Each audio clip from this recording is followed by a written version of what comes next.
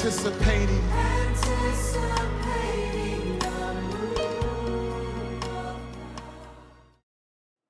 Le Seigneur est bon pour nous. Il nous fait encore la grâce ce soir d'être là dans sa présence. Et je sais qu'il va encore parler à nos cœurs. Pendant que nous nous préparons à clôturer cette année, je sais que nous allons la clôturer en beauté. Malgré toutes les nouvelles qui nous ont assaillis tout au long de cette année et qui continuent même. Mais une chose qui nous garantit et qui nous rassure, nous, c'est que nous avons la bonne nouvelle. Et la bonne nouvelle, c'est cette parole, c'est cette promesse que l'Éternel, notre Dieu, a eu à nous faire. Et il nous a rassurés qu'aucun événement sur cette terre ne peut nous ébranler. Vous savez, pour quelqu'un qui n'a pas été averti, les choses qui arrivent lui feront peur. Mais pour quelqu'un à qui on a dit, voici ce qui va arriver. Bien aimé, combien nous sommes privilégiés. Je n'ai pas besoin de révélation. Parce que Jésus a déjà révélé cela. Jésus a déjà prévenu que ces choses, les calamités, les maladies, les souffrances, les guerres, ces choses devaient arriver et ça arrive, nous le vivons. Et ça va continuer d'arriver. Et ces choses ont pour but, bien-aimés, de nous préparer simplement et d'attester que l'évangile que nous prêchons est véridique. Amen. Oui, l'évangile que nous prêchons n'est pas des fables que les gens ont composées et ont mis dans un livre et ont décidé que voilà, de génération en génération, nous parlerons à des gens pour les endormir ou pour les amadouer. Non, non, non. L'évangile, c'est une vérité. Des événements, des choses qui ont pris place, qui prennent place et qui vont continuer à prendre place. Voilà pourquoi pour nous, c'est vraiment une joie d'être du bon côté. C'est une joie pour nous d'être du côté de celui qui parle d'avance des choses qui arrivent. Alors ce soir, nous sommes encore dans la joie de passer du temps autour de la parole de Dieu. Et nous sommes dans une série d'enseignements que nous avons intitulé « La sémence ». Nous l'avons expliqué pour ceux qui n'ont pas eu l'occasion de suivre les premiers enseignements. Vous pouvez aller en ligne et vous allez suivre les enseignements précédents sur la sémence à l'école du ministère, bien sûr. Et là, vous pouvez mieux vous renseigner là-dessus. Et ce soir particulièrement, comme la fois passée, nous avons parlé d'une étape dans la sémence. Je ne veux pas revenir là-dessus, mais nous avons dit, il y a une attitude dans le donner. Dieu, ce qu'il recherche, ce n'est pas simplement ce que nous lui donnons. C'est l'attitude quand nous lui donnons. Alors, ce soir, je veux parler des types d'offrandes. Les types d'offrandes. Et j'ai expliqué une chose depuis le début, que de Genèse à Apocalypse, vous savez, il y a de ces sujets dont on a parlé juste une période de temps et on n'en a plus jamais reparlé. Mais il y a des sujets que vous allez constater qui ont pris beaucoup de place dans l'histoire des Juifs, dans l'histoire de l'Église, dans l'histoire de l'existence du monde. Entre autres, c'est le sujet de l'offrande. Nous voyons que de Genèse à Apocalypse, la Bible n'a cessé de parler des offrandes. Et comme je l'ai dit dans notre introduction, que s'il y a quelqu'un qui aime les offrandes, ce n'est même pas les pasteurs comme certains les pensent. Dieu est la première personne qui aime les offrandes plus que tout. Et quand je parle des offrandes, C'est dans toutes les sortes. Tu ne vas pas me dire offrande spirituelle. Bien aimé, il y a les offrandes spirituelles et il y a les offrandes physiques.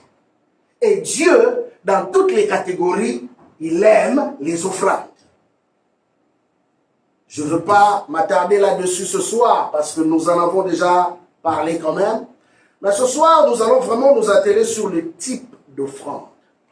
C'est sûr que la liste ne sera peut-être pas exhaustive, mais du moins, nous allons prendre le temps de parler d'une bonne partie quand même en ce concernant les offrandes.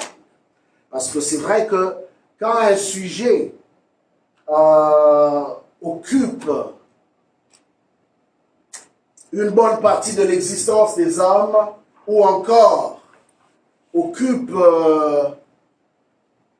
plus d'importance dans une histoire, ça devient toujours un sujet à débat.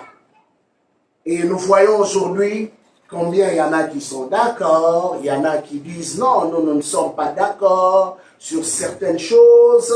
Je pense que ce que Dieu regarde, ce n'est pas ce que nous donnons. Dieu regarde le cœur. Donc ça veut dire que comme Jésus est déjà mort à la croix, il a été l'offrande ultime. On n'a plus besoin d'offrir encore à Dieu parce que Jésus a déjà tout fait à la croix. Il a dit à la croix, tout est accompli. Ça devient un sujet où tout le monde veut interpréter les choses à sa manière. Mais j'aime toujours dire ceci, c'est bon de débattre, mais c'est mieux de rester dans la pensée et dans l'esprit de celui qui a institué les choses, c'est-à-dire Dieu et sa parole. La parole est un guide qui ne choue jamais. La constitution des hommes peut changer après une certaine période de temps, mais la parole de Dieu ne change pas. Ce qui a été dit, c'est ce qui reste. Alors ce soir, nous allons, d'entrée de jeu, prendre deux passages qui vont être nos passages clés. Le premier, c'est dans le livre d'Exode, Exode chapitre 35, du 4e au 29e verset. C'est des textes un peu longs, mais le deuxième n'est pas long. C'est dans Exode 36, du 3e au 7e verset. Donc je répète, le premier, c'est dans Exode chapitre 35, du 4e au 29e verset. Et le deuxième, c'est Exode 36, du 3e au 7e verset. Je veux lire rapidement. La Bible dit ceci. Moïse parla à toute l'assemblée des enfants d'Israël et dit, « Voici ce que l'Éternel a ordonné. Prenez ce qui vous appartient. » Est-ce que ça appartient à Dieu? L'entrée de jeu. On dit, prenez ce qui vous appartient. Une offrande. Prenez sur ce qui vous appartient une offrande pour l'Éternel. Tout homme dont le cœur est bien disposé apportera une offrande à l'Éternel de l'or, de l'argent et de l'orin. Des étoffes teintes en bleu, en pourpre, en cramoisi, en fin lin, et du bois de gèvre, de peau de bélier, teintes en rouge, et des peaux de dauphin, du bois d'acacia, de l'huile pour le chandelier, des aromates pour l'huile d'onction et pour le parfum d'oriféron. Des pierres d'onyx et d'autres pierres pour la garniture de l'éphod et du pectoral. Que tous ceux d'entre vous qui ont de l'habileté viennent et exécutent tout ce que l'Éternel a ordonné. Le tabernacle, sa tente et sa couverture, ses agrafes, ses planches, ses barres, ses colonnes, ses bas et ses bases. L'arche et ses barres, le propitiatoire et le voile pour couvrir l'arche, la table et ses barres, et tous ses ustensiles et le pain de proposition. Les chandeliers et ses ustensiles, ses lampes et l'huile pour les chandeliers.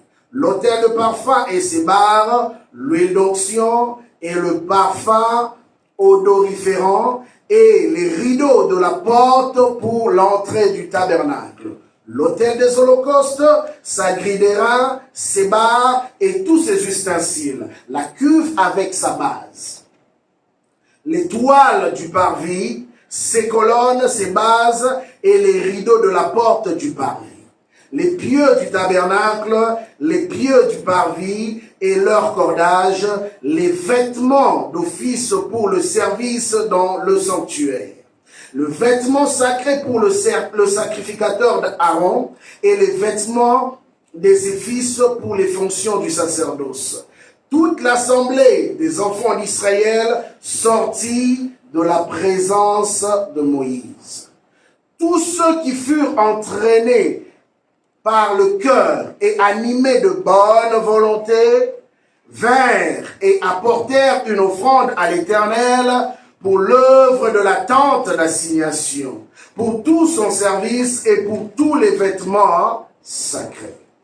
Les hommes vinrent aussi bien que les femmes, tous ceux dont le cœur était bien disposé, apportèrent des boucles, des anneaux, des bagues, des bracelets, toutes sortes d'objets d'or. Chacun présenta l'offrande d'or qu'il avait consacrée à l'Éternel.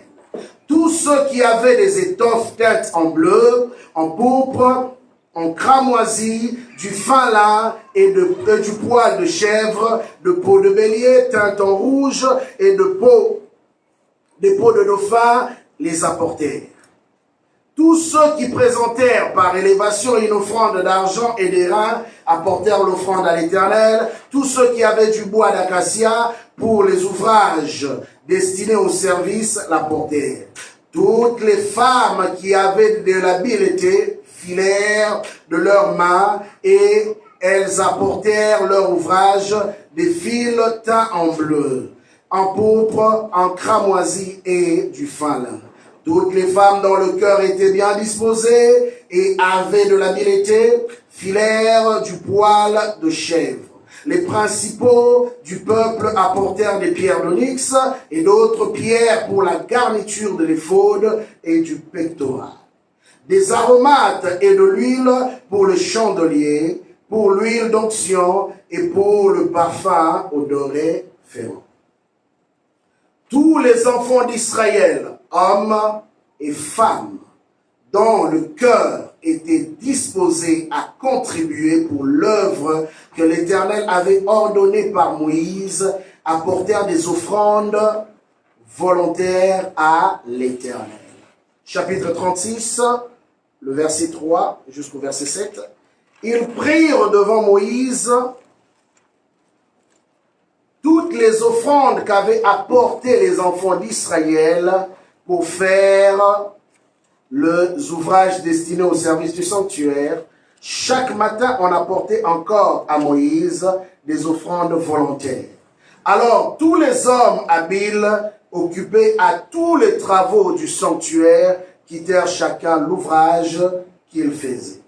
Et vinrent dire à Moïse: le peuple apporte beaucoup plus qu'il ne faut pour exécuter les ouvrages que l'Éternel a ordonné de faire. Moïse fit publier dans le camp que personne, homme ou femme, ne s'occupa plus d'offrandes pour le sanctuaire. On empêcha ainsi le peuple d'en apporter.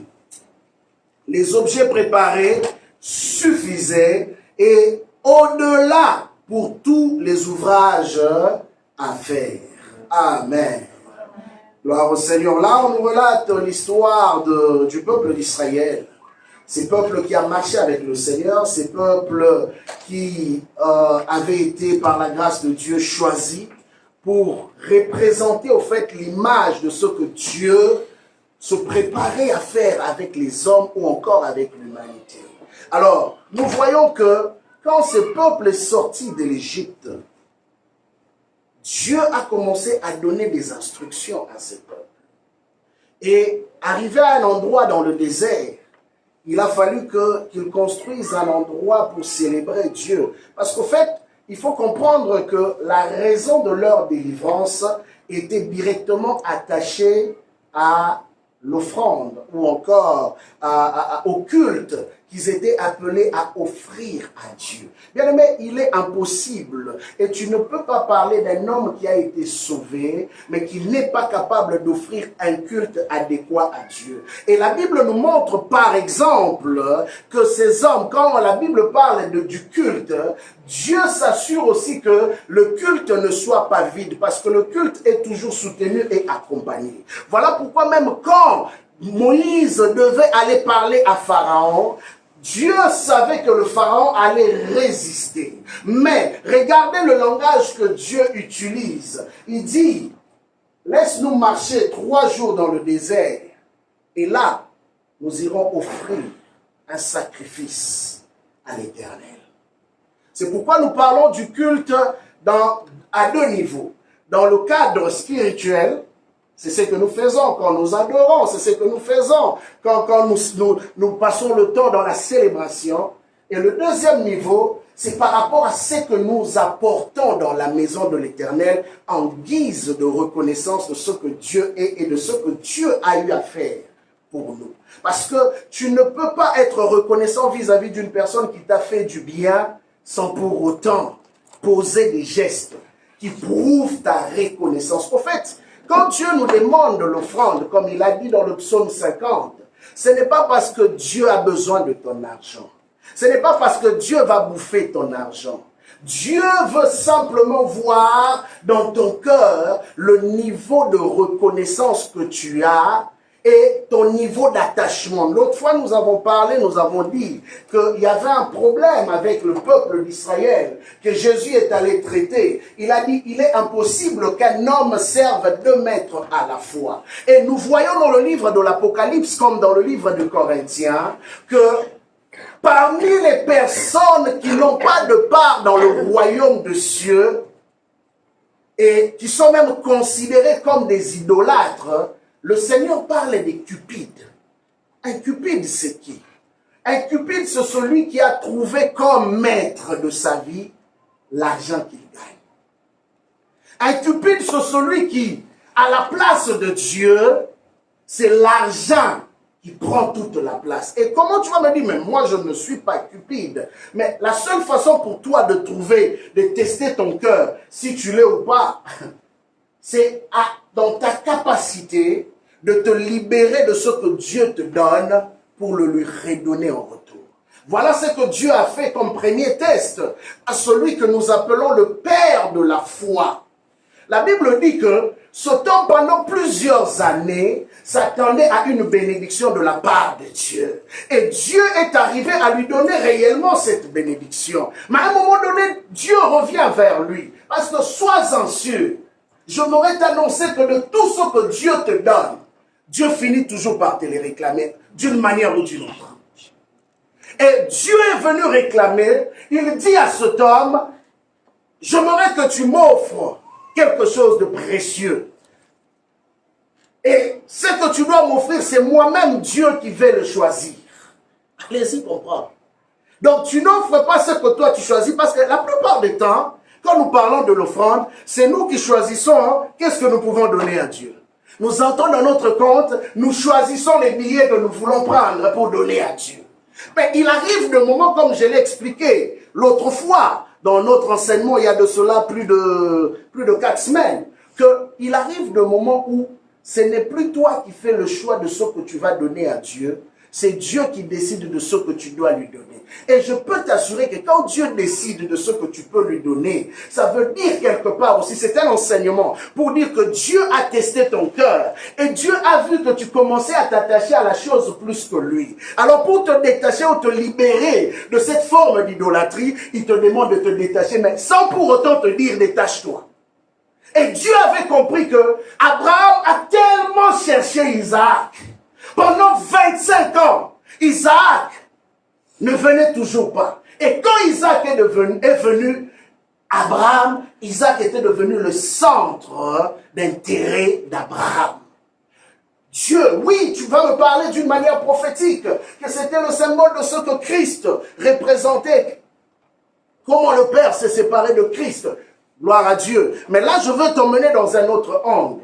Dieu voyait en Abraham qu'un homme, oui, il aimait beaucoup son fils. Mais à un moment donné, Isaac était devenu le point central de la vie de cet homme. C'est comme quelqu'un qui, pendant des années, a demandé à Dieu quelque chose. Seigneur, j'aimerais que tu me bénisses. Seigneur, j'aimerais que tu fasses ceci ou cela pour moi. Mais il se rend compte que, oui, quand Dieu lui a donné la chose commence tellement à occuper de la place qu'il n'a plus le temps pour ce Dieu-là qui lui a donné la chose. Et Dieu dit à Abraham, à cause de l'amour que j'ai pour toi, parce que je ne veux pas te perdre. Ça, c'est moi qui essaie d'extrapoler. Et Dieu demande à Abraham de lui donner le même fils. Et regardez comment Dieu, pour vous emmener à comprendre que Abraham était devenu tellement attaché à Isaac, Dieu lui dit, tu me donneras comme offrande ton fils. Ok? Ton unique. Donc, en réalité, il avait deux fils. Il avait Ismaël, qui était son aîné, et il avait Isaac. Mais Ismaël n'était pas son point d'attache. Ismaël n'occupait pas la place qu'Isaac occupait dans son cœur. Et je peux te rassurer, bien-aimé, s'il t'arrive dans ta marche avec Dieu en tant que serviteur, en tant que servante, que Dieu ne te demande pas quelque chose qui te coûte cher, ça veut dire qu'il y a encore une dimension que tu n'as pas encore atteint avec Dieu. Oh, j'aimerais te parler de cet homme, David. La Bible nous dit que, à un moment donné, Satan est venu l'exciter pour qu'il fasse le recensement, ce qui était interdit dans la loi. Et quand il a fait, la colère du Seigneur s'est enflammée contre Israël et le Seigneur a commencé à frapper. Et David s'est rendu compte que c'était à cause de lui. Alors, il fallait faire quelque chose. Il fallait arrêter cette plaie. Mais l'un des prophètes, Gad le voyant, est venu vers David. Il lui dit, voici ce que l'Éternel te demande. Bien aimé, il est important de comprendre le mystère de ce que nous sommes en train de dire. Parce qu'un serviteur qui comprend le mystère qui est caché dans les offrandes, il y a des miracles qu'il va commencer à voir dans sa vie. J'aimerais te dire que il y a de ces choses que Dieu fait. Tu n'as pas besoin de poser des gestes. C'est seulement par la grâce qu'il le fait. Mais il y a des choses que Dieu fait, mais qui sont conditionnées par des actes de foi. On appelle ça des actes de foi. Au fait, tu crées un point de contact avec la divinité qui pousse l'Éternel soit à parler, qui pousse l'Éternel soit à intervenir. Mais pour ce cas-là, Dieu dit à Gad le voyant, va dire à David qu'il doit m'offrir, il doit faire un sacrifice. Bien aimé, non seulement que Dieu a demandé un sacrifice, mais Dieu a choisi le lieu. Ah, David pouvait aller partout, mais Dieu choisit le lieu. Et quand David arrive dans le lieu en question, David dit à cet homme, donne-moi ton espace, je veux ériger un autel en l'honneur de l'Éternel pour lui offrir un sacrifice.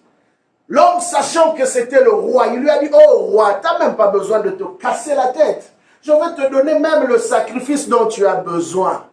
Mais bien aimé, David avait compris que quelque chose qui ne te coûte pas cher, qui n'a pas la valeur pour toi-même, n'aura pas la valeur aussi aux yeux de Dieu. Si quelque chose que tu fais, pour toi-même, cela n'a pas de la valeur. Vous savez, le genre de... j'ai deux habits. Cet habit, bon, je l'ai porté, bon. Il y a quelqu'un qui aime ça, et puis je dis, bon, ok, comme tu aimes ça, je te le donne. Parce que pour moi, ça n'a plus de valeur. Ou soit j'achète un habit que moi-même, je n'aime pas. Et je dis, la meilleure façon de m'en débarrasser, je fais cadeau. Bien aimé, j'aimerais simplement te le dire comme ça. Si ce que tu offres à quelqu'un, toi-même, tu ne le considères pas, sache-le que cette offrande-là ne pèse rien devant le Seigneur. La Bible dit que ce que vous voulez qu'on vous fasse, faites de même aux autres. Et sachez-le que le Seigneur est exigeant en cette matière. Et David avait compris. Vous savez, quelqu'un qui vit dans le cœur de Dieu, il connaît aussi les exigences de Dieu. Et cet homme a dit, je ne donnerai pas à l'Éternel ce qui ne me coûte pas cher. Ah oui, bien-aimé, il avait compris. Il a dit, je l'achèterai au prix d'argent. Parce qu'il faut que moi-même je sente le poids du sacrifice que je suis en train de poser. Pour que cela ait de la valeur devant l'Éternel. Et bien aimé, la Bible dit, quand David a offert, je vais faire l'histoire courte, quand David a offert ce sacrifice-là, le feu est descendu du ciel. Le feu est descendu du ciel. David n'avait pas eu besoin d'allumer le feu. David a posé le sacrifice sur l'autel. Et Dieu a vu que le sacrifice était conforme à ce que lui voulait voir. La Bible dit, le feu est descendu du ciel pour consumer le sacrifice. Bien aimé, tout le monde parle d'Élie qui a fait descendre le feu. Élie n'a pas été la première personne à faire descendre le feu sur un sacrifice. Non. Élie est devenu une référence en matière du feu qui est descendu du ciel. Mais ce n'était pas lui la première personne à faire descendre le feu. Et la Bible dit, quand le feu est descendu, Dieu a parlé à l'ange qui était chargé de tuer, qui était chargé de détruire le peuple d'Israël. Dieu dit, assez. Amen. Amen. Il dit, assez. Et du coup, l'ange a retiré son épée. Et il n'y a plus eu de mort. D'entrée de jeu, en lisant ce passage, bien aimé, vous comprendrez que ces peuples qui avaient été appelés à une grande destinée étaient liés aussi à certaines façons de faire, certaines façons de marcher. Vous vous imaginez que Exode a 40 chapitres. Exode, le livre de la libération, a 40 chapitres. Mais dans 40 chapitres, 13 chapitres sont consacrés uniquement aux préparatifs et à la construction du tabernacle, c'est-à-dire les offrandes qu'on devait apporter pour la construction du tabernacle. 13 chapitres. Et bizarrement, il y a 13 chapitres aussi qui parlent de la libération. Donc, si je peux comprendre, ça c'est moi, c'est que les étapes de la libération correspondaient au niveau de sacrifice aussi que ces hommes étaient appelés à faire vis-à-vis de leur Seigneur, de celui qui les avait délivrés. 13 chapitres qui parlent de la libération, 13 chapitres qui parlent des offrandes qu'ils devaient apporter pour la construction du tabernacle et la construction du tabernacle. Je reviens.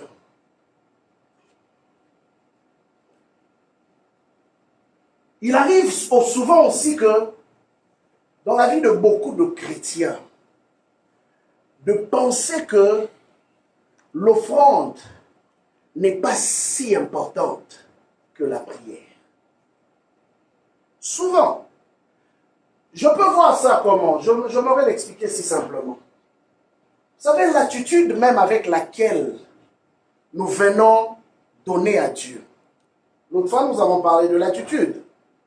L'attitude même avec laquelle nous venons déposer nos offrandes démontre la valeur que nous accordons à la chose. Une fois, j'ai expliqué ici sur le principe du culte.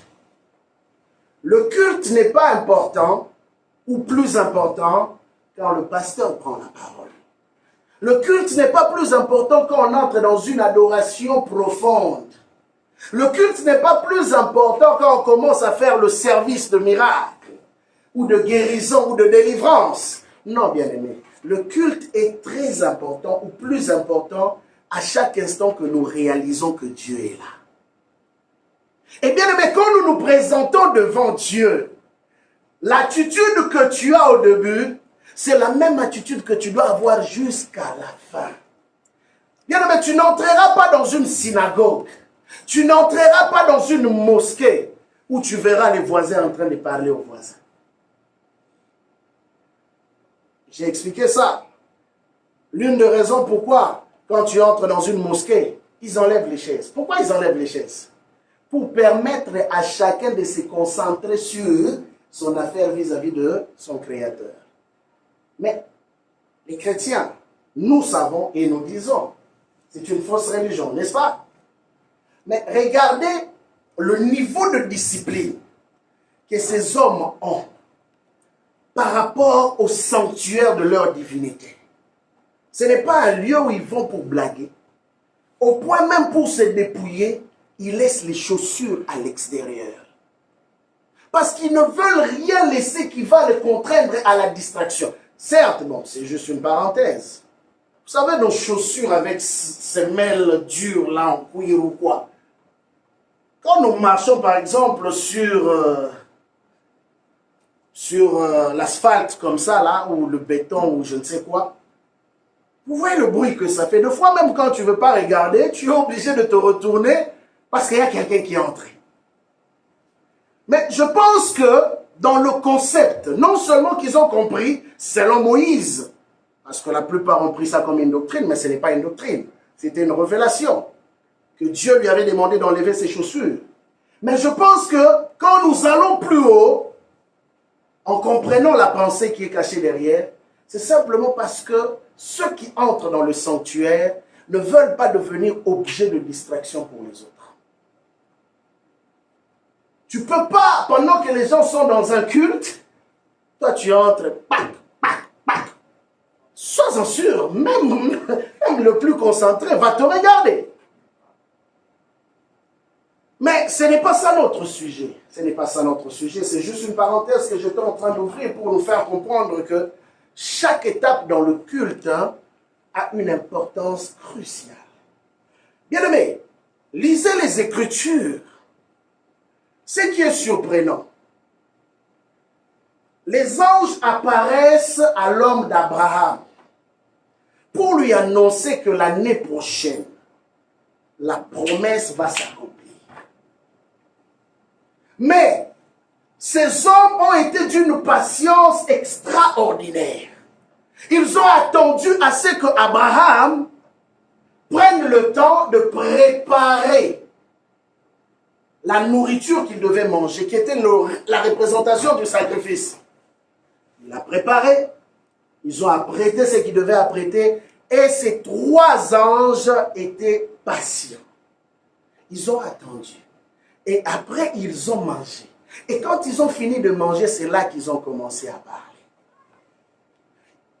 Je me pose une question. Si Abraham n'avait pas eu le réflexe d'arrêter ces trois hommes, si Abraham n'avait pas eu le réflexe d'offrir à ces trois hommes le repas qu'il leur a offert, qui a pris du temps, parce que eux là, c'est pas comme du fast-food aujourd'hui. Et c'est de la nourriture, la viande, la vraie viande là, sans OGM et tout. Donc quand on met dans les feux là, les femmes savent, ça prend du temps. Et c'est ça qu'Abraham a pris le temps de préparer pour ces trois hommes. Et il était content de le faire. Bien aimé, c'est pourquoi je t'ai dit que ton attitude compte beaucoup. Ne donne jamais quelque chose qui te pousse à murmurer. Ne fais jamais quelque chose avec un cœur partagé.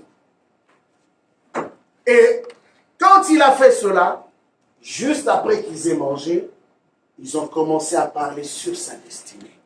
Ils ont commencé à proclamer des paroles sur sa vie. Un autre homme a posé le même geste. Il s'appelait Gédéon.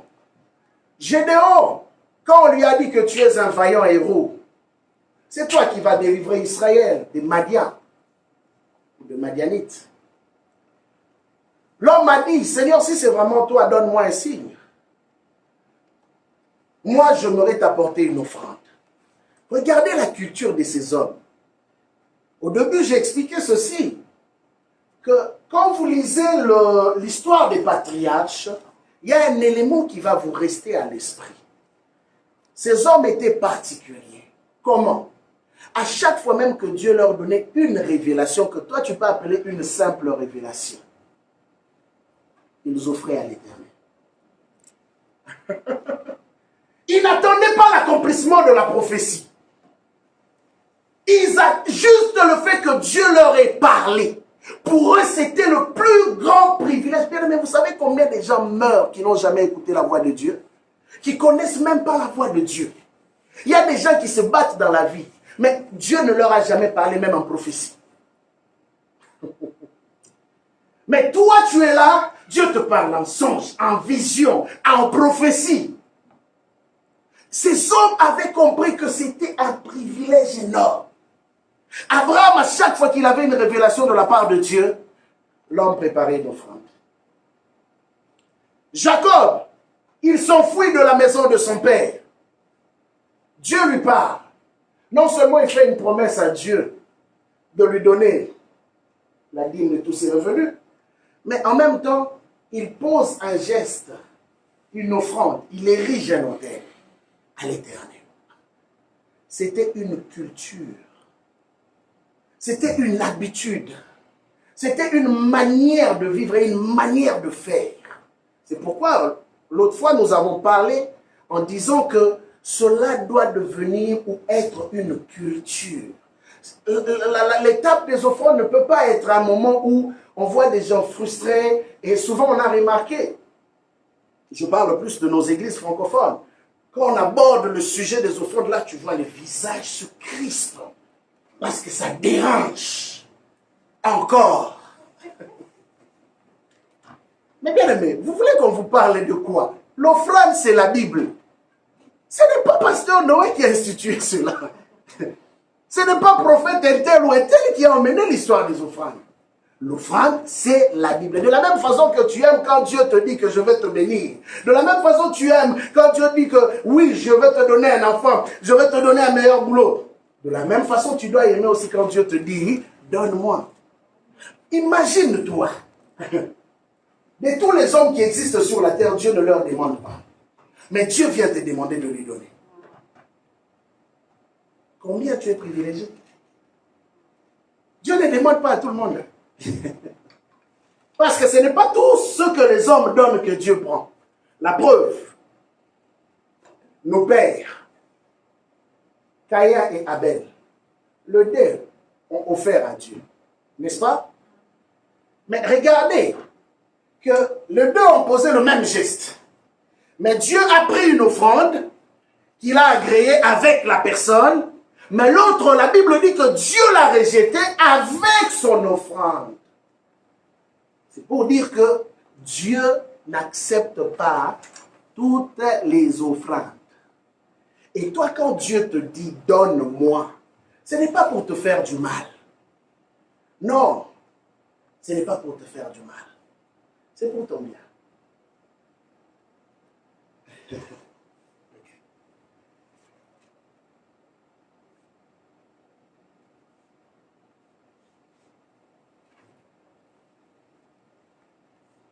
Alors, nous citerons en lisant les Écritures, même dans ce passage que nous venons de voir, Dieu, parlant à Moïse, dans l'instruction qu'il lui donne, il appelle cela une offrande volontaire. Parce que dans tout ce que nous donnons, il y a besoin aussi de notre volonté. Dieu appelle cela une offrande volontaire. Mais ne s'arrête pas là. Il appelle encore cela une offrande généreuse. C'est volontaire et puis c'est généreux. Vous savez, un homme qui est généreux, qu'est-ce qu'il fait? Il donne toujours au-delà de la norme. Un homme généreux va toujours au-delà des limites. Et c'est cette catégorie d'hommes-là que Dieu regarde. C'est cette catégorie d'hommes que Dieu recherche, même de nos jours, bien-aimés. Vous savez, quand tout le monde est occupé et qu'il y a un homme qui se dit « Moi, je veux me sacrifier pour chercher Dieu parce que je veux voir Dieu sauver de vie. » Bien-aimé, tu deviens une offrande toi-même. Amen. Amen. Tu deviens une offrande toi-même. Pendant que tout le monde se dit, je suis fatigué à cause du train-train, de la routine de la vie. Toi, tu te dis, non, moi je veux mettre ma vie à part et chercher Dieu. Faire sa volonté, suivre ce qu'il veut, pour voir des âmes être sauvées. Bien-aimé, automatiquement, le Seigneur t'agrée parce que tu es ce sacrifice qu'il est en train de rechercher. Vous vous imaginez, Dieu Tout-Puissant, la Bible dit qu'il est partout à la fois. Mais ce qui retient beaucoup mon attention, la Bible dit que du haut de son trône, il regarde encore. Mais comment tu peux être partout et regarder encore? Hein?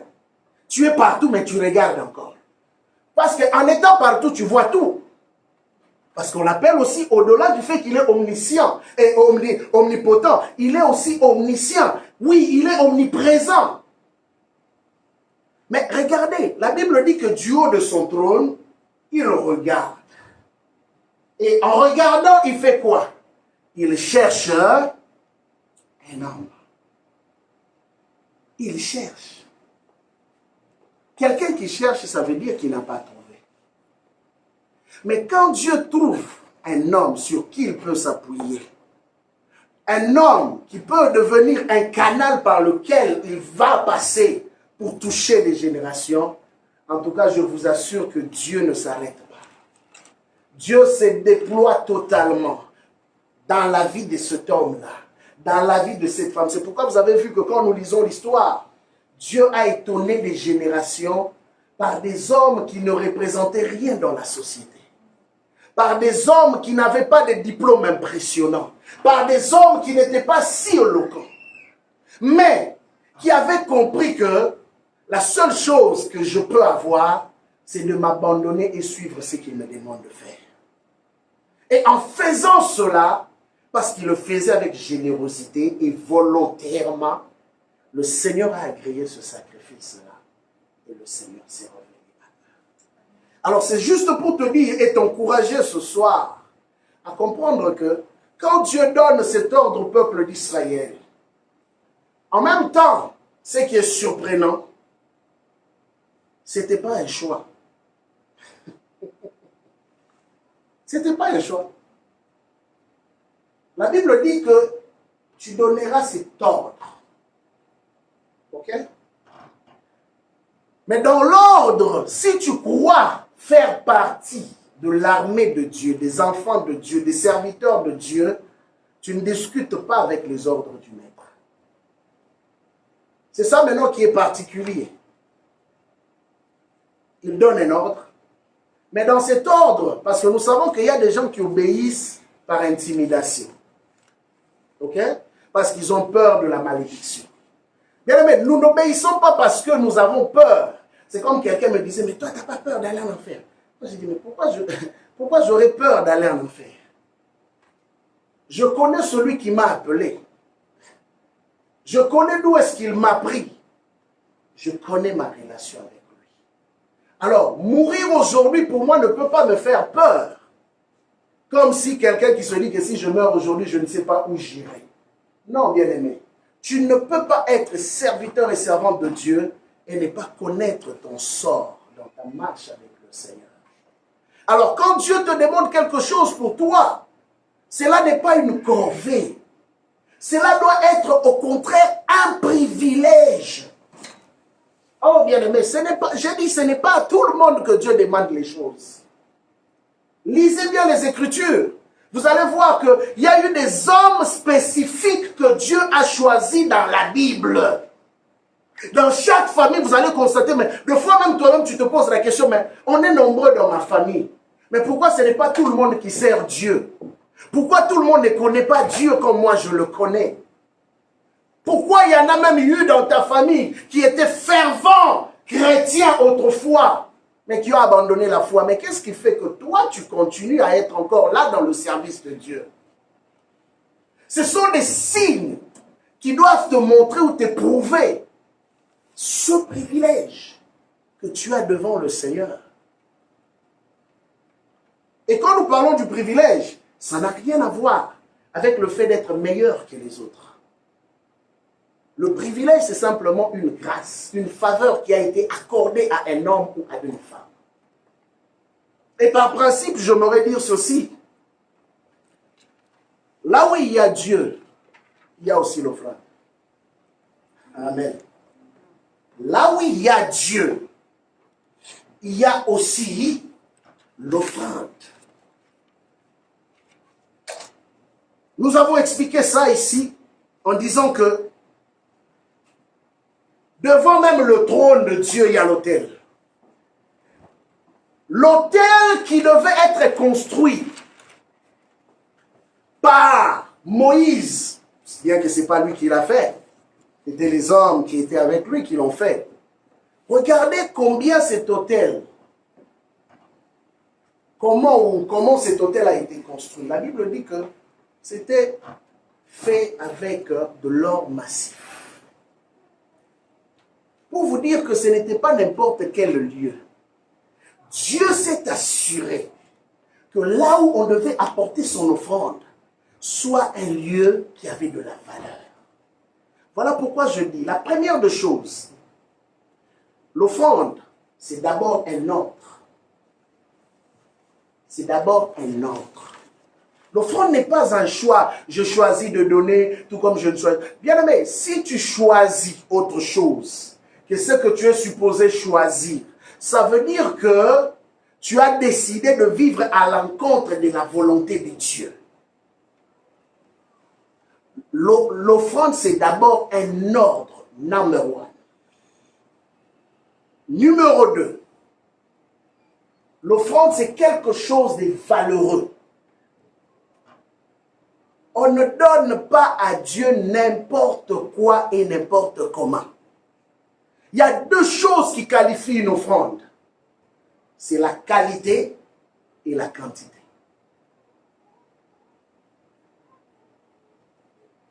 La qualité et la quantité.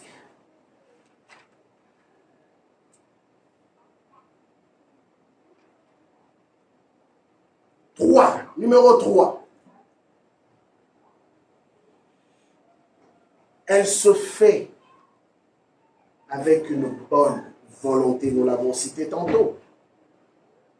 Ça doit être un sujet de joie. Voilà pourquoi dans l'enseignement de Jésus, Jésus enseigne ces hommes qui devaient donner en leur disant ceci, qu'il y a plus de joie à donner qu'à recevoir. Il y a plus de joie. Vous vous imaginez, quand tu donnes, tu te dépouilles. Quand tu te donnes, tu te prives de quelque chose. Mais Jésus dit qu'il y a plus de joie à donner qu'à recevoir. Parce que le principe de Dieu est celui-ci. Celui qui donne, reçoit toujours. Voilà pourquoi si ce que tu as entre tes mains, tu n'es pas capable de te libérer de cela, il te sera impossible d'en avoir d'autres. Il y a des gens qui demandent trop de choses à Dieu. Ils veulent voir des miracles, ils veulent vivre la prospérité de Dieu, ils veulent voir tant de choses. Mais ils ne sont pas capables de libérer le peu que Dieu leur donne. Un homme m'a dit, parmi les messages que je nous ai envoyés cette semaine, un homme m'a dit une phrase que j'ai beaucoup aimée. Il a dit, si je n'avais pas appris à être fidèle à Dieu, avec 10 $ que je recevais et que je donnais ma dîme de 1 $, je n'allais non plus devenir fidèle à Dieu en ayant un revenu d'1 million de $, et donner 100 millions à Dieu. 100 000, merci. 100 000. Pourquoi? La fidélité commence par des petites choses. Et cet homme dont je parle, est devenu extrêmement riche. Mais il avait appliqué un principe dans sa vie. Dans sa vie, il se disait, le peu que je reçois, quand il a commencé, il est venu d'une extrême pauvreté, il était fidèle à Dieu dans ce qu'il devait donner dans la maison du Seigneur. Mais il croyait toujours à la parole qui dit que à celui qui donne, il recevra encore plus. Et en appliquant ces principes, il a connu une explosion financière inimaginable. Et c'est comme ça qu'il a écrit cette phrase. pour enseigner tous ceux qui se disent, bon, quand j'en aurai, je donnerai. Il dit non. Si tu n'es pas fidèle aujourd'hui, bien aimé, on peut te dire tout ce qu'on veut. La vérité, la vie, c'est comme ça. Tu dois commencer par les petites choses pour en arriver aux grandes. Si tu n'es pas fidèle aujourd'hui, demain aussi tu ne seras pas fidèle. Parce que quand 1 million viendra, les charges d'1 million aussi viendront. Et tu diras, bon, ok, Seigneur, attends d'abord que je règle telle chose, après je vais te donner. Et au fur et à mesure, et le diable va t'entraîner dans un engrenage pour t'empêcher d'entrer dans ce que Dieu t'appelle. Donc, se fait avec une bonne volonté. Et quatrième de choses, c'est une bonne disposition. Une bonne disposition de cœur. Bien-aimé, il n'y a rien qu'un homme puisse faire sur cette terre sans une bonne disposition. Si un homme a une bonne disposition, déjà la bonne disposition devient un élément déclencheur qui lui permettra de pouvoir réaliser les grandes choses. Beaucoup déjà de par la disposition de leur cœur, ils ne sont pas bien disposés. Voilà pourquoi même Dieu a beaucoup insisté. Bien aimé, en lisant ce passage que nous avons introduit ce soir, ce qui m'a surpris, c'est que dans ce texte d'Exode 35, ce mot bonne disposition, ou cette phrase, a été cité au moins 5 fois. Comment le Seigneur donne un ordre et il se fie encore sur la bonne disposition du cœur des hommes. C'est lui le boss. Il pouvait simplement imposer, ok, celui qui ne donne pas, je le tue. C'est quoi la différence entre bonne volonté et bonne disposition? On va y arriver.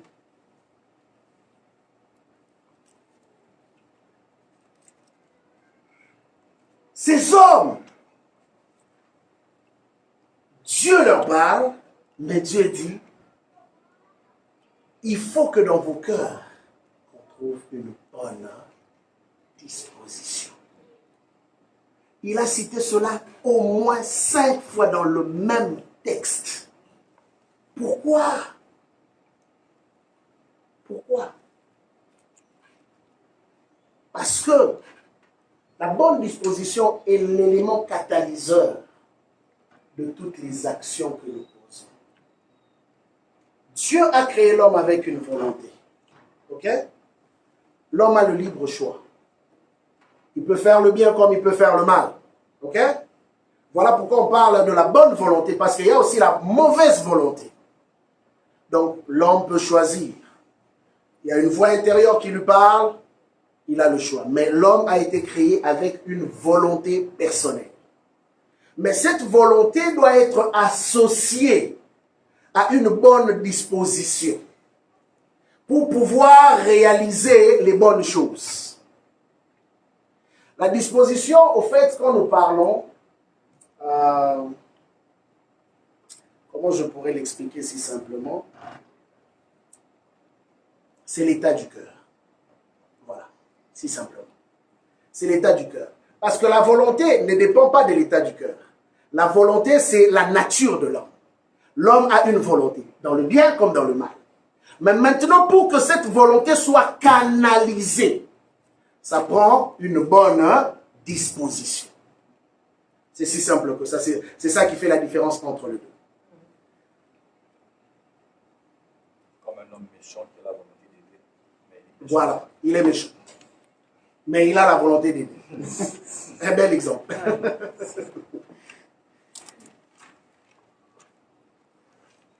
Alors, nous allons citer Nous allons aller dans la liste maintenant de types d'offrandes. Nous allons comparer cela entre l'ancienne alliance et la nouvelle alliance.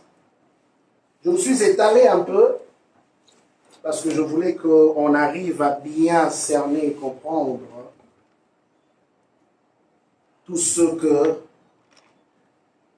qui concerne l'offrande et les latitudes et les responsabilités telles qu'établies par le Seigneur. Et comme j'ai dit, il est impossible pour l'homme de penser que je peux servir Dieu sans lui offrir quelque chose. Oui, nos vies en soi est déjà une offrande. Ok? Ça, c'est la première dimension de l'offrande. Mais là où nous sommes ce soir, je ne parle pas de l'offrande de ta vie.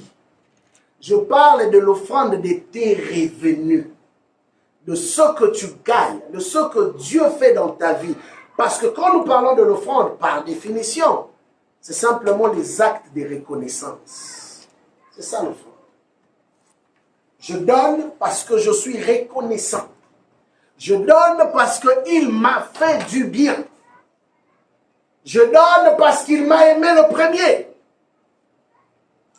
Nous pouvons l'étaler ainsi de suite. Mais il est important que chaque serviteur, chaque servante s'imprègne de cette mentalité, de cette pensée. Je ne peux pas servir sans offrir à Dieu. Ah bien aimé, je nous ai parlé l'autre fois d'une pensée que le Seigneur avait déposée dans mon cœur. D'un acte, mais si je sais que c'est un acte prophétique, qu'on doit poser. C'est-à-dire par rapport à la destinée de l'Église et du ministère. Et je nous ai dit dimanche, l'autre vendredi, que nous étions en train de prier pour savoir à qui le donner et combien donner. Parce que je me fie à ce passage de Genèse chapitre 15 d'Abraham. Comment Dieu lui avait dit, instituer les choses, qu'est-ce qu'il devait lui apporter sur l'autel.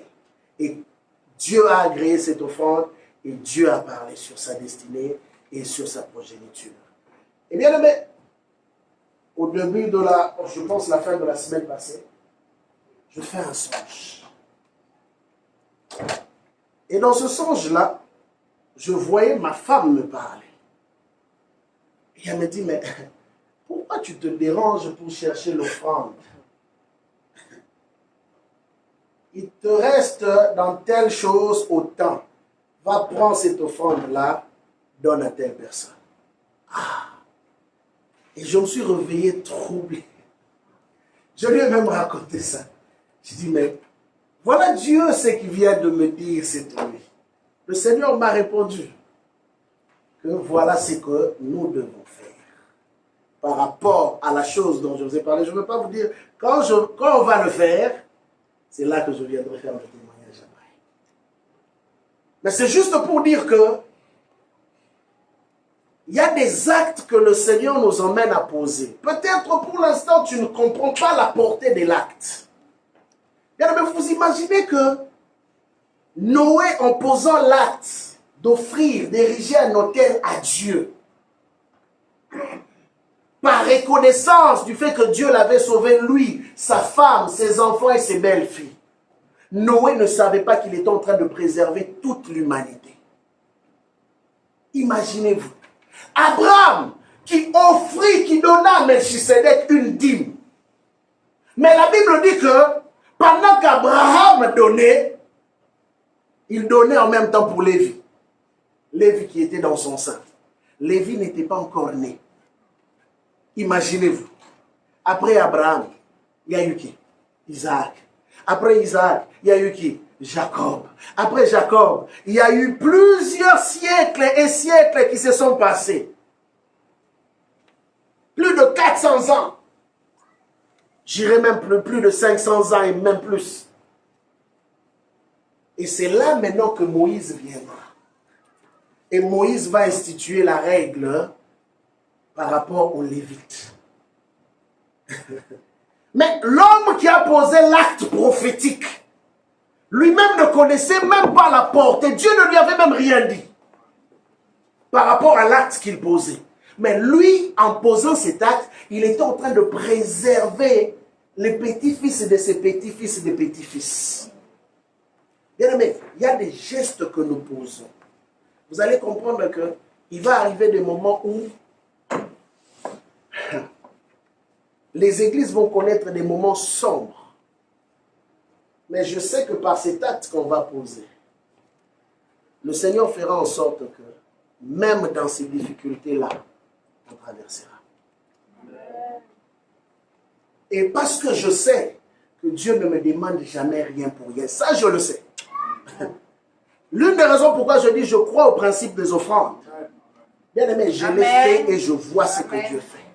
Au début de cette année, Dieu m'a dit clairement, pendant qu'on priait avec ma femme, Dieu nous a convaincus de vendre la voiture qu'on avait, sachant qu'on n'avait pas d'autre voiture. Dieu nous a conduits à le faire. Vendez cette voiture et prenez l'offrande, sans enlever même un sou, bien-aimé. On n'avait pas d'argent à la maison.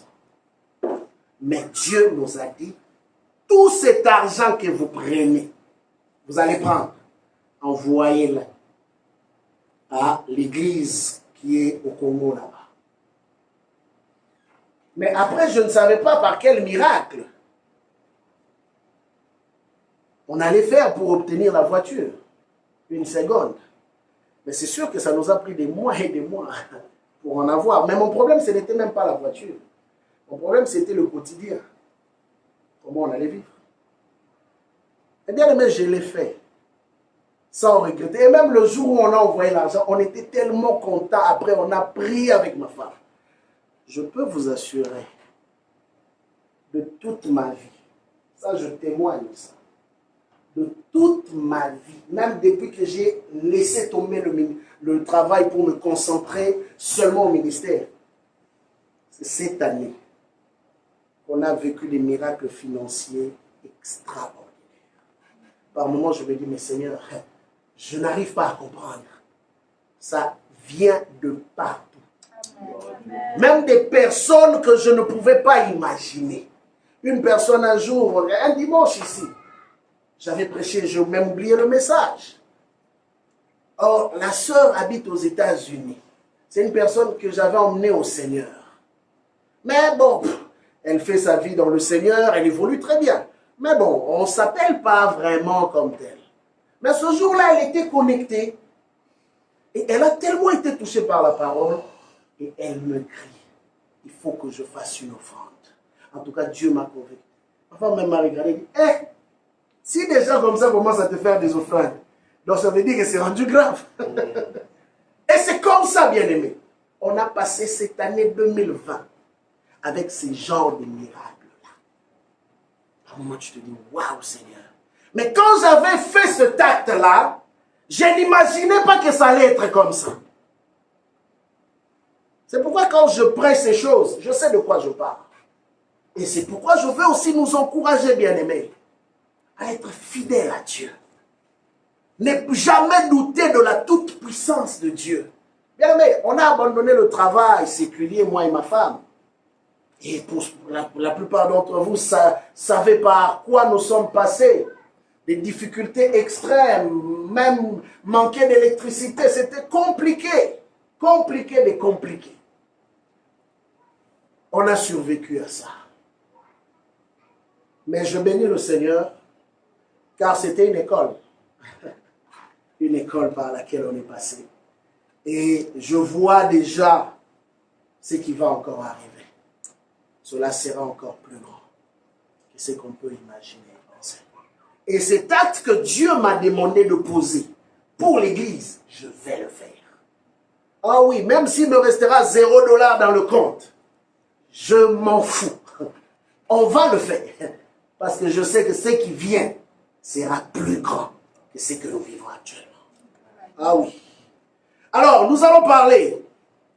Il y a plusieurs types d'offrandes, mais dont je me citer quelques-unes. La première, nous en avons souvent parlé ces derniers temps, on parle des prémices. Les prémices sont les premiers fruits de la récolte. Dieu a imposé cette règle au peuple d'Israël, mais avant cela, nous avons vu cette habitude est venue des patriarches. J'ai parlé tantôt de Caïn et d'Abel, qui furent les premières personnes à poser ces gestes de foi.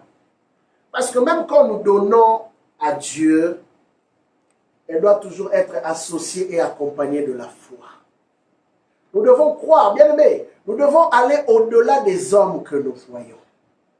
Nous devons voir Dieu à travers sa parole dans les actes que nous posons. Parce que si tu commences à voir les hommes, tu ne poseras plus les actes. Il y a comme quelqu'un un jour qui m'a dit, mais les offrandes que nous apportons à l'église, mais c'est qui les bouffe? Non, il y a des gens zélés comme ça. Donc lui, le problème, ce sont les hommes. Ce n'est pas Dieu. Ce sont les hommes qui bouffent, mais ces hommes-là le bouffent au nom de qui?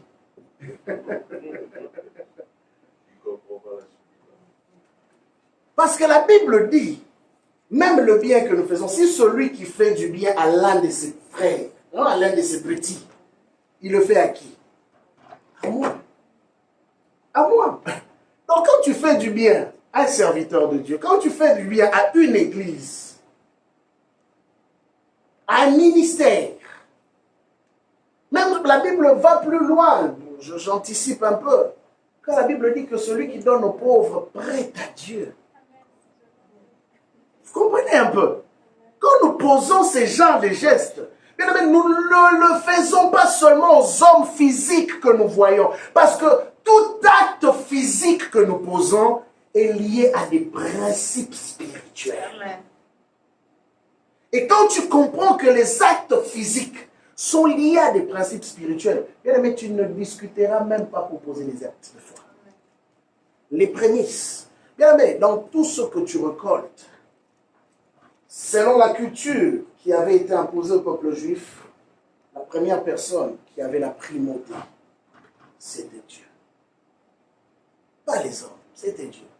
J'ai vu dans certaines cultures, je ne sais pas si en Haïti aussi c'est pareil, mais j'ai plus vu ça en Afrique. C'est dans les coutumes. Qu'est-ce qu'ils font?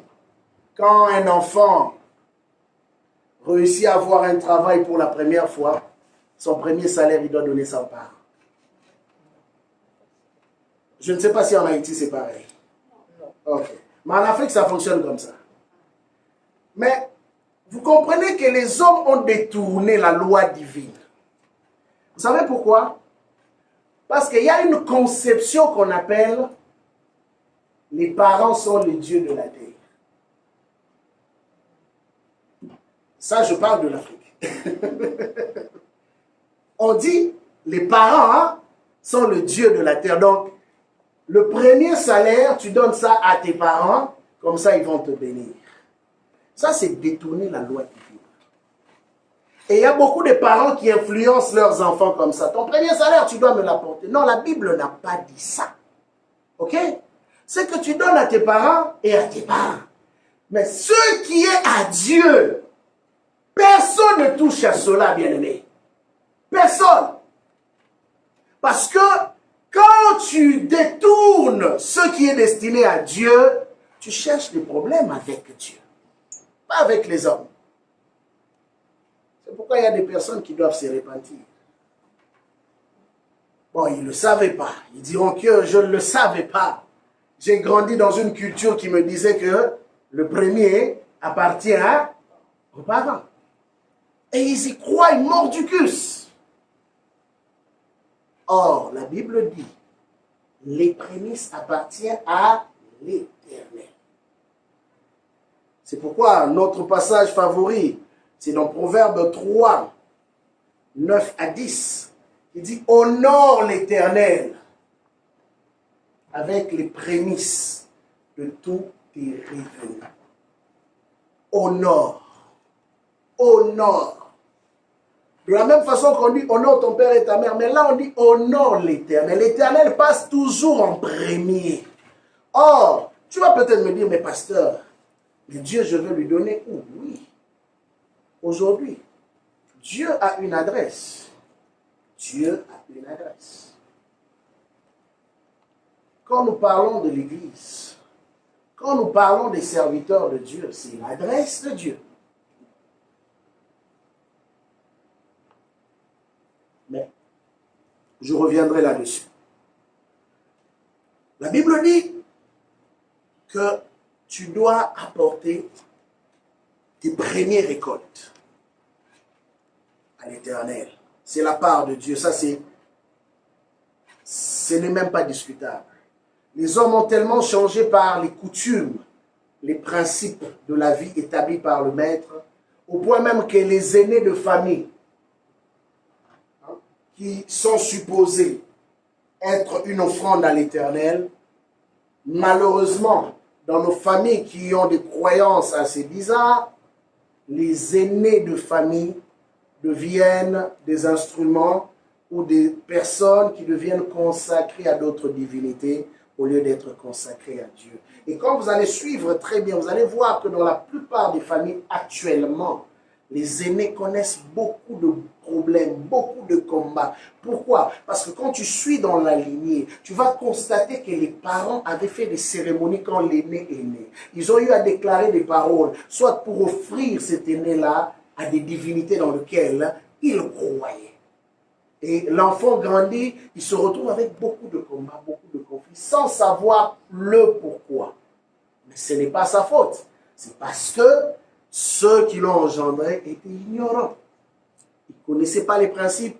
Ils ont grandi dans des cultures qui croyaient à des choses occultes et qui ont détourné la gloire qui revenait à Dieu vers les hommes ou d'autres divinités. Alors, voilà pourquoi Dieu, pour sécuriser les choses ou ceux qu'il donnait à ses enfants, il leur a imposé la règle. Parce qu'il sait que de l'autre côté, l'ennemi aussi veut avoir le prémice des enfants de Dieu. Il le sait. Il sait aussi que de l'autre côté, comme le diable connaît les principes spirituels, il vient pour déranger. Alors il a dit, pour te sécuriser, les prémices doivent m'appartenir. Parce que si ton premier m'appartient, ton alignée tout entière m'appartiendra aussi. Mais si le premier déjà n'appartient pas à l'Éternel, c'est pourquoi vous remarquez que dans des familles, des enfants naissent avec beaucoup de problèmes. Parce que depuis le premier, il n'a jamais été consacré à l'Éternel. Et voilà maintenant, le travail que nous faisons, c'est de réconsacrer ces personnes-là à Dieu. Alors, nous allons lire dans Exode, chapitre 26, versets 5 à 10, Exode 23, 19, Exode 22, 29. 23, c'est quoi? 29. En hébreu, quand on parle des prémices, cela s'est traduit par le mot bikurim. Bikurim, ça s'écrit comme B-I-K-K-O-U-R-I-M.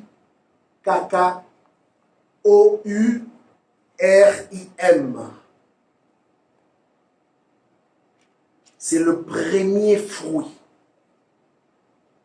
Il y a des choses dans lesquelles on ne badine pas. L'une des raisons pourquoi il y a un principe spirituel que nous avons établi, où chaque année, nous nous rappellerons, nous le faisons toujours. Chaque année, le premier jour de l'année, est une année où nous apportons à l'Éternel une offrande spéciale pour consacrer notre année à Dieu. Oui, aujourd'hui, ce n'est pas une loi, ok? J'aimerais être clair là-dessus. Nous le faisons d'une manière volontaire. On n'impose pas aux gens. Mais nous le faisons d'une manière volontaire parce que nous croyons au principe spirituel. La manière dont tu commences une année va déterminer aussi comment les choses vont se dérouler pour toi tout au cours de l'année. Voilà pourquoi nous avons établi ce principe-là. Mais comme je dis, ce n'est pas une loi qu'on impose, mais c'est volontaire et nous enseignons, nous encourageons les gens à pouvoir le faire. Parce que quand nous commençons, à chaque fois que tu commences une nouvelle année ou une nouvelle chose, sache-le, de la même façon que tu as commencé, l'ennemi aussi est toujours là à côté, travaillant sur des plans et stratégies pour essayer de te dérouter du travail que tu as commencé. Voilà pourquoi Jésus dit, vaut mieux la fin d'une chose que son commencement. Cela ne veut pas dire que le commencement n'est pas important. Non, le commencement est important. Parce que tu ne peux pas ériger un mur sur une fondation qui n'a pas été bien faite. Donc, tout dans une maison commence par une bonne fondation. Alors, chaque année, nous consacrons cela à l'Éternel pour que l'Éternel puisse nous accompagner dans chaque chose que nous allons faire. C'est comme je nous ai donné ce témoignage. Quand nous avons posé cet acte, c'était en janvier de cette année 2020. Mais on n'imaginait pas tout ce que Dieu allait faire tout au long de cette année. Et vous imaginez, le jour où on a pris cette bâtisse, nous avons posé un acte de foi. Pourquoi? Tous ceux qui étaient là, tous ceux qui sont là savent que chaque fois on a toujours eu des problèmes pour payer le loyer. On a toujours eu des difficultés dans les endroits où nous sommes allés. Même on payait moins cher qu'ici. On n'arrivait pas à le faire. On n'arrivait pas. On se plaignait toujours chaque fois, cotisation. On a même eu des partenaires qui, à un moment donné, eux aussi se sont retrouvés dans des problèmes. On a arrêté le projet. Donc c'était toujours comme ça. On a commencé le projet Achat-Baptiste, mais comme l'argent n'entrait pas, on a dû arrêter à un moment donné.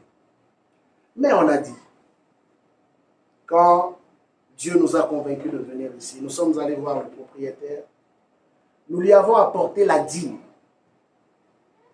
du loyer que nous payons ici. On a dit, papa, tu dois prier pour nous. On s'est agenouillé dans son bureau, il nous a imposé. Il était tellement touché parce que, il n'imaginait pas, vous allez déjà payer chez moi. Vous m'apportez encore la dîme, pourquoi? On a dit, ça c'est un acte de foi, parce que nous ne voulons plus avoir des arriérés. Oh, bien aimé.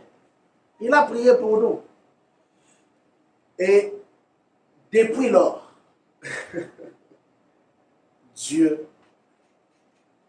n'a jamais cessé de faire des choses extraordinaires.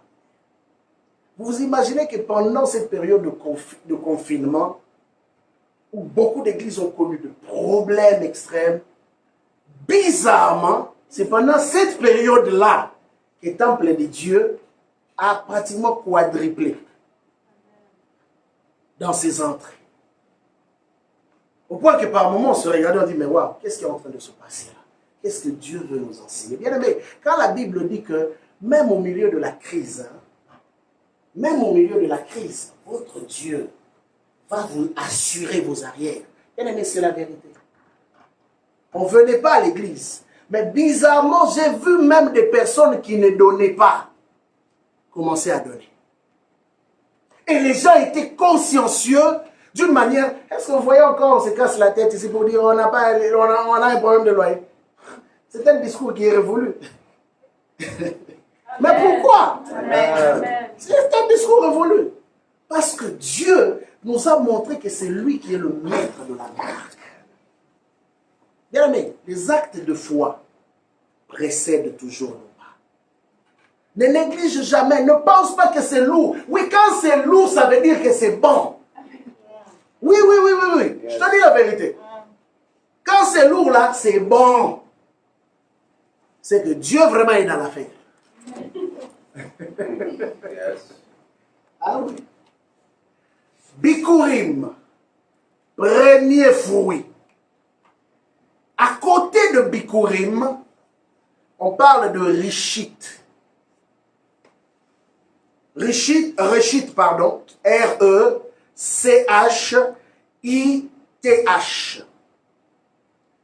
Cela veut dire simplement ce qu'il y a de meilleur. Voilà pourquoi je t'ai dit que dans l'offrande, ce n'est pas juste ce que tu donnes, mais tu dois t'assurer que ce que tu donnes a de la valeur.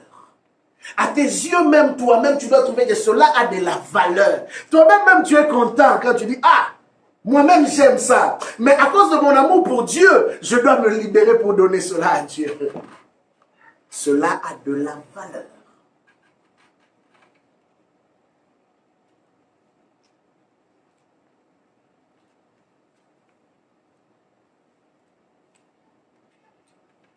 Alors nous allons lire dans le Nouveau Testament, on en parle peu. C'est dans Romains 11, 16, qui fait allusion à ce qui est écrit dans Nombre 15, 20. Je veux lire, il y a d'autres passages que je ne veux pas lire pour gagner le temps.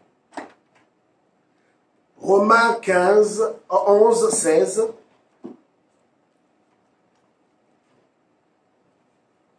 Parce que d'autres passages dans le Nouveau Testament parlent des prémices, mais dans un sens figuré, pour montrer que l'œuvre de la croix, Jésus-Christ, a été le prémisse.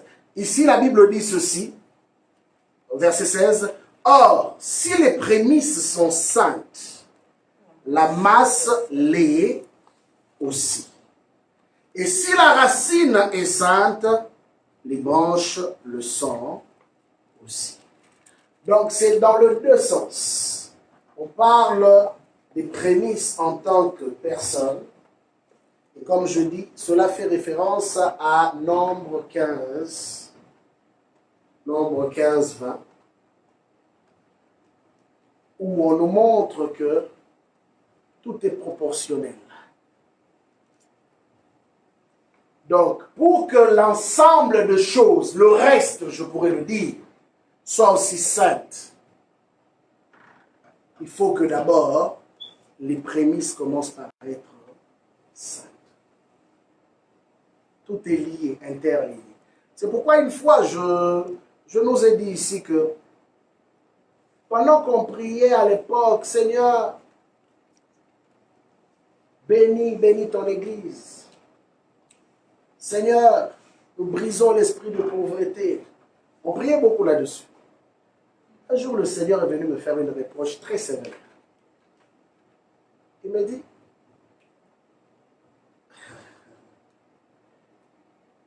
il y a des choses que vous ne vivez pas parce que tu n'en parles pas.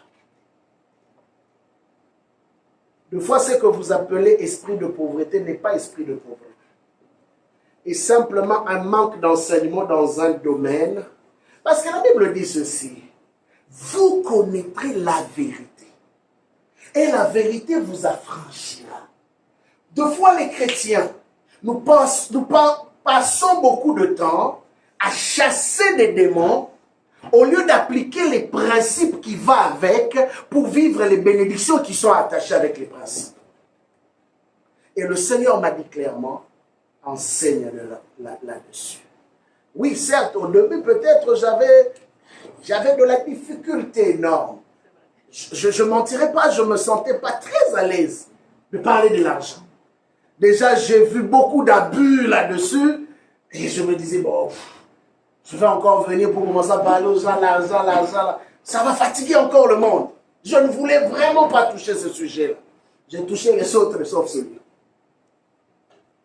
Et deux fois, quand j'en parlais vaguement et puis je passais rapidement. Le Seigneur m'a dit, non, tu n'aides pas ce peuple. Il faut enseigner là-dessus. Parce que, bien aimé, le meilleur remède à un problème, il faut affronter le problème. Si vous n'affrontez pas les problèmes, bien aimé, sinon on allait rester encore pendant toutes ces années, on allait continuer à parler du même problème. On n'a pas payé le loyer, on a des problèmes ceci, on a des problèmes cela. Mais regardez comment Dieu a shifté les choses. Je vois même les jeunes qui viennent à peine de commencer le travail, comment ils sont consciencieux. Je suis très impressionné. Consciencieux, tu n'as même pas besoin de courir derrière ces jeunes-là.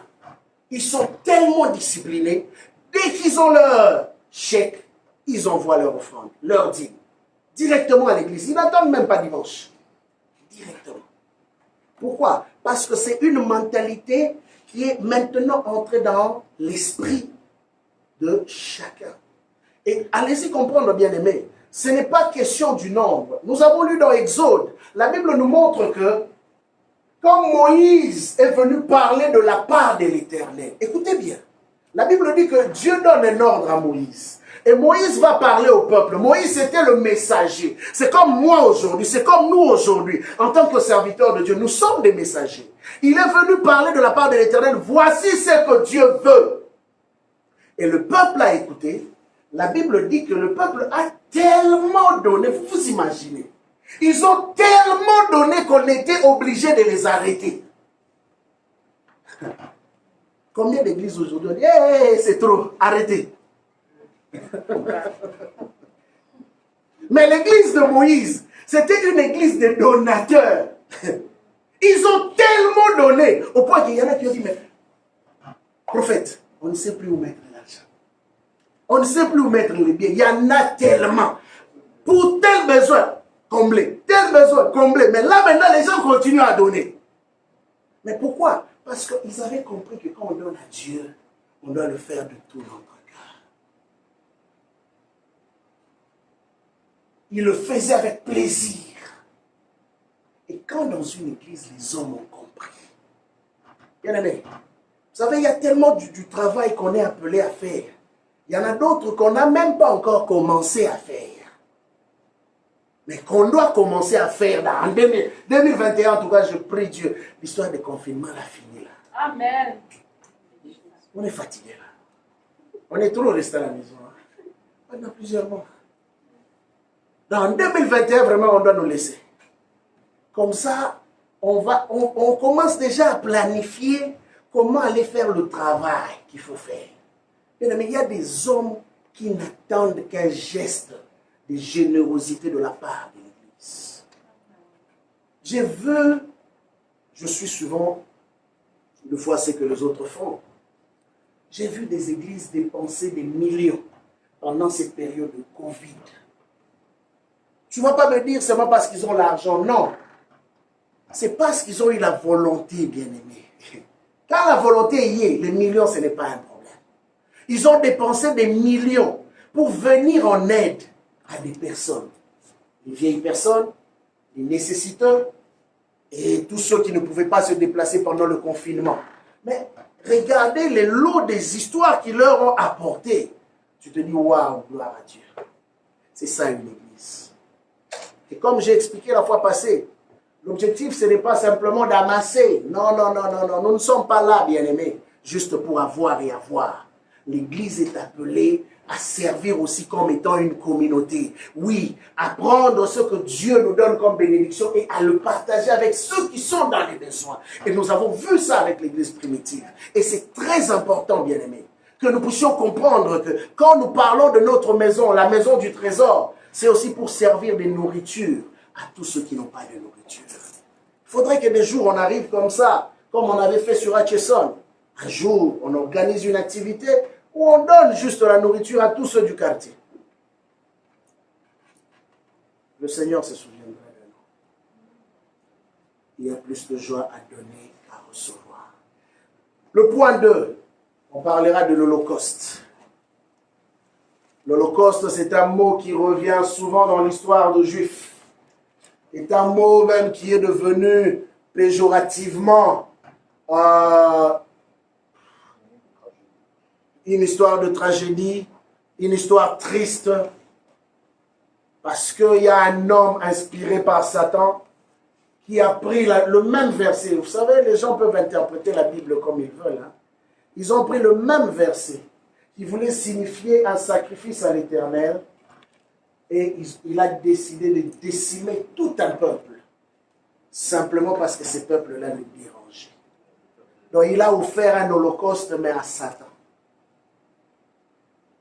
Et l'Holocauste, en fait, c'est un sacrifice entièrement consumé par le feu. C'est un sacrifice entièrement consumé par le feu. Et nous allons voir que quelquefois dans les Écritures, pour que Dieu révèle certains mystères, il recommandait à ce qu'on lui offre un tel genre de sacrifice, l'Holocauste. Abraham, par rapport à l'offrande qu'il a apportée, ce n'était pas n'importe quelle offrande. L'offrande exigée par Dieu, c'était un holocauste. Il devait apporter dans Genèse chapitre 15. Il devait être consumé par le feu devant le trône du Seigneur. Et c'est l'une des offrandes qui n'était pas mangée, qu'on ne pouvait même pas manger. Nous voyons cela dans 1 Samuel chapitre 7, verset 9. Genèse 8, verset 20.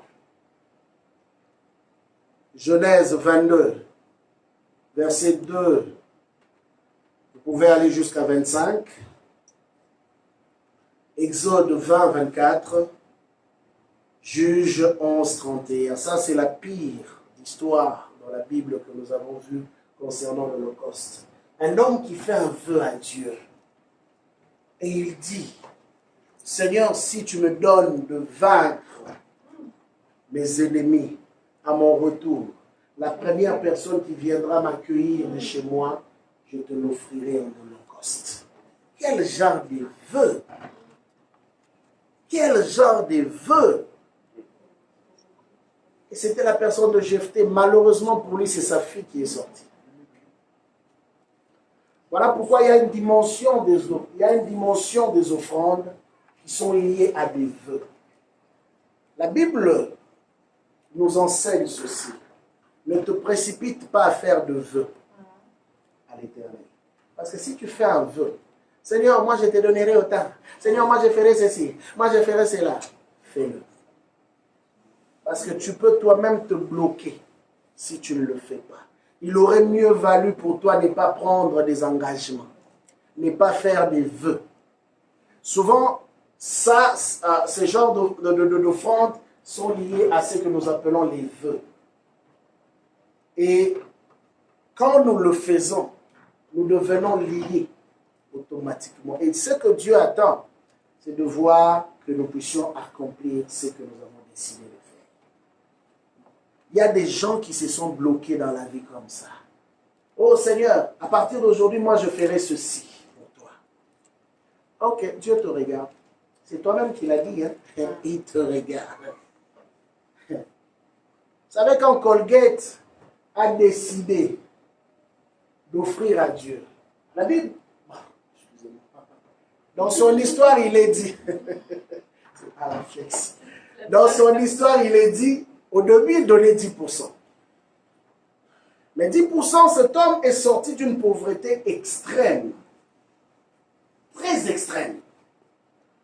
Mais quand Dieu l'a inspiré, il a commencé à donner le 10%. Mais à un moment donné, quand Dieu a commencé à le bénir, l'homme a décidé, ça ce n'est pas la Bible, ça c'est lui et Dieu, dans sa relation avec Dieu. Il a dit que ce que je donne à Dieu est petit. 10% ne représente rien. Il est monté à 20%. Après, il a dit non, 20% c'est petit. Il est monté à 30, il est monté à 40, jusqu'à 90. Bien aimé, si toi tu te réveilles un bon matin, tu dis, oh je vais être comme Colgate. Je donne 90%. Alors si on te chasse de ta maison, ne dis pas que Pasteur Noël nous avait prêché. Ces histoires-là, on le fait par conviction et par révélation. Et je crois que cet homme, le Saint-Esprit voulait le conduire comme ça. Et ce n'est pas mal. Ce n'est pas des lois, ok, qu'on impose aux gens. Non, non, non, non, sinon ça c'est de l'escroquerie. Ce n'est pas des lois. Mais c'est juste l'attachement, ou je peux dire la relation que tu as avec Dieu, te pousse à poser des actes au-delà de ce que tout le monde pose. La preuve, aujourd'hui, à cause de ces actes-là, Colgate est devenu l'un des meilleurs produits cosmétiques dans le monde. Il a racheté Palmolive.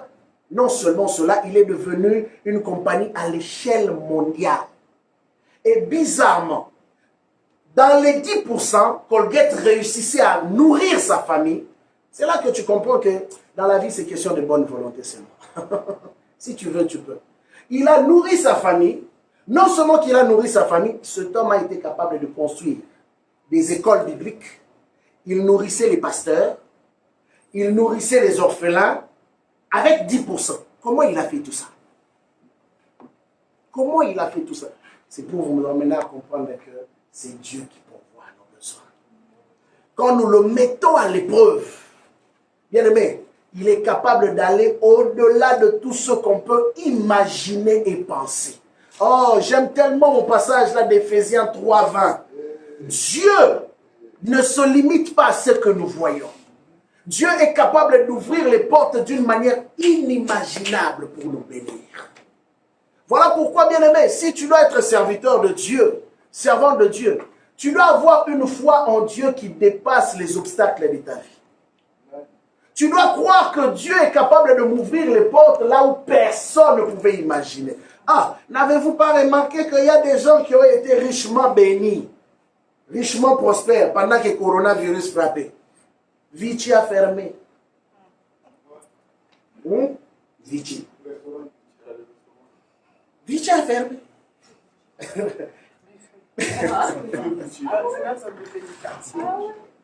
Donc, quand quelqu'un venait nous visiter, on ne se cassait pas la tête. Vichy. Vous imaginez, mais Vichy a fermé. Pendant des années, je connais Vichy, depuis que je suis au Canada. Mais là, Vichy a fermé. Mais pendant ce temps que Vichy ferme, il y a des gens qui deviennent de plus en plus riches. Amazon,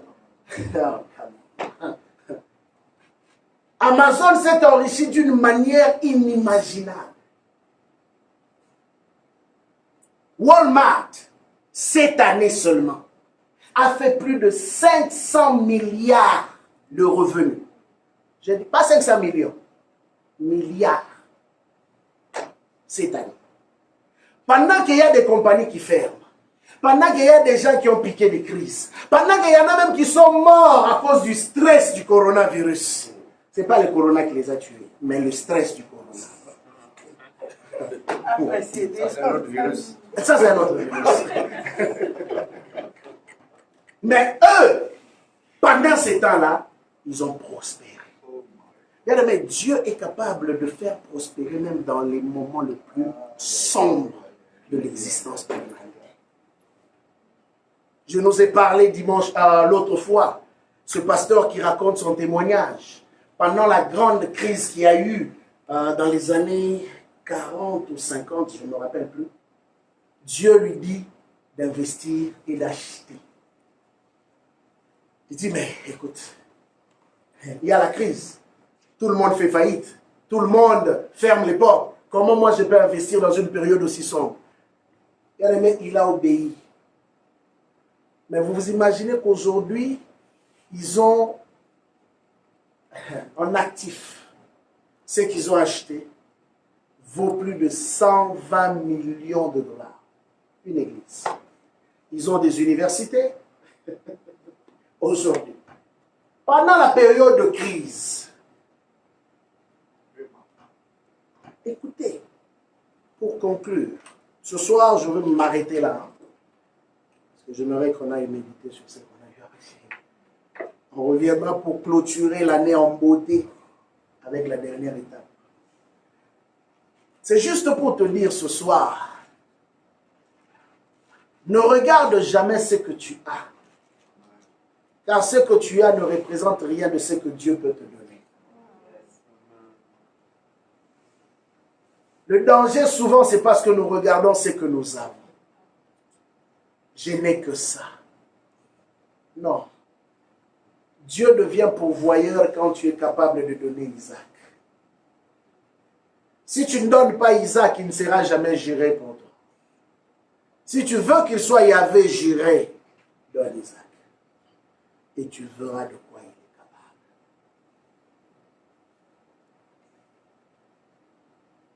En clôturant cette année 2020, j'aimerais que tu entres dans l'année 2021 avec une autre vision de la vie. Entre avec une autre vision. Bien-aimé, ne limite pas ta vie à ce que tu fais et à ce que tu gagnes.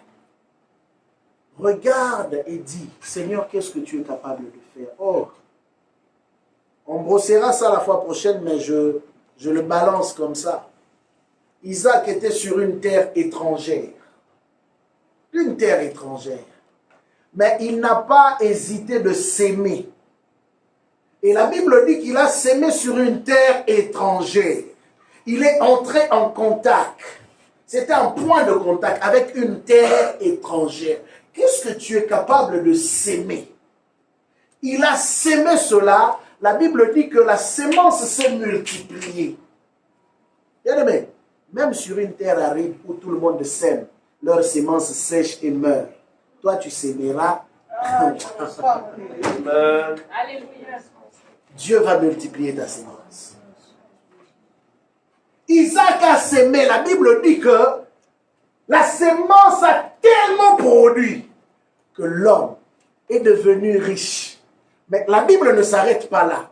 Il alla en s'enrichissant et il devint fort. Il y a riche et il y a les forts riches. Amen. Vous savez, de nos jours, il y a 4 personnes qui ont dépassé le cap de 100 milliards de dollars. 4. Ils sont juste à 4. Les autres sont des milliardaires, mais ils sont en bas de ça. Mais eux, ils sont juste à 4. Qui ont dépassé le cap de 100 milliards. Et je m'imagine que le jour où le gars qui a fait Facebook, créé Facebook, il n'imaginait pas qu'aujourd'hui, il allait être cité parmi les 4. C'est lui le 4e. Mais il est devenu aujourd'hui l'un des hommes les plus puissants de l'humanité.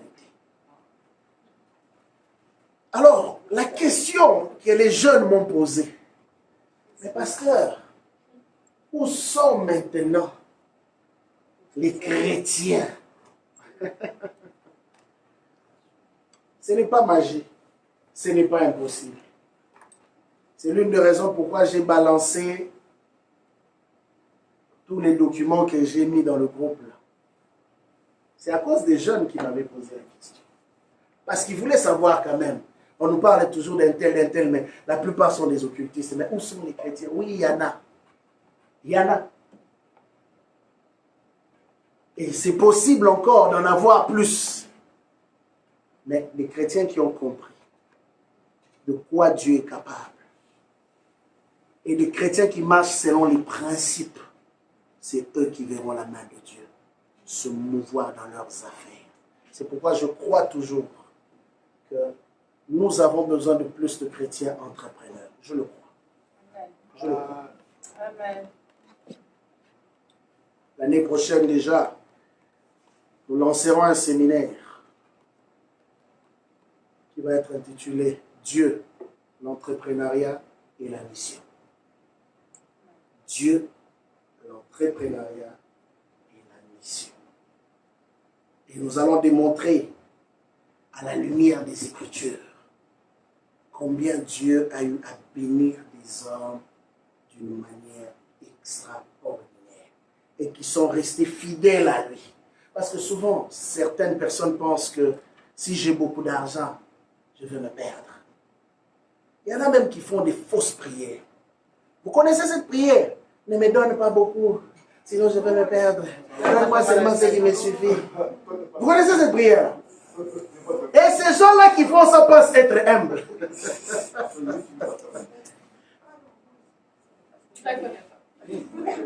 C'est Salomon qui a fait cette prière. Mais la différence, c'est que moi, je ne suis pas Salomon. Pourquoi je dois faire la prière de quelqu'un? Non, mais lui, il était déjà prince, c'est prince, c'est En roi. plus, Salomon est devenu Il était plus riche. déjà Plus riche encore. Il était déjà riche à cause de ça. Il n'a pas travaillé pour lui. Le nez dedans. Comprenez-vous un peu? Et ces gens-là pensent être humbles. Seigneur, donne-moi seulement ce qui me suffit. Ne me donne pas beaucoup. Ah, frère. Si toi, tu n'en fais pas, tu vois les surplus là, donne-moi. Moi, j'en ai besoin. On va se donner. Amen.